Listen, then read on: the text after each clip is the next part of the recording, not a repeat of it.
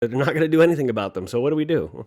What do we do now? So you could be like, I'm left wing because I believe the government should interfere in big businesses taking advantage of the people. I'm like, that's not a left wing position to me. That's just what the government ought to do. But what they do instead is they get rich off of the scheme that the big businesses are running, and sometimes they work together and make things to beget each other. Yeah, and I mean there's a slippery slope there because Hmm. you don't necessarily want the government to have too much control over the businesses themselves. Right. But so sometimes the issue is that like the proposed solution addresses the problem at the wrong level, you know?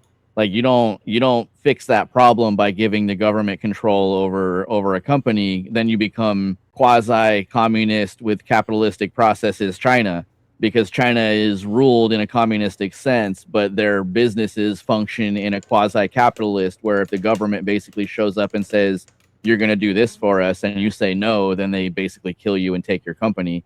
But as long as you're willing to do what they say, then you get to keep running your company. Hmm. So you don't want the government to have those controls, but you would fix that, and that's why this video is so important. You fix that at the monetary level. You Yeah. don't let the non-governmental people that you can't vote out, you don't let them take control of the businesses. Yeah, this is essentially, I believe personally, this is the manifestation or the device that they use to have unfettered corruption.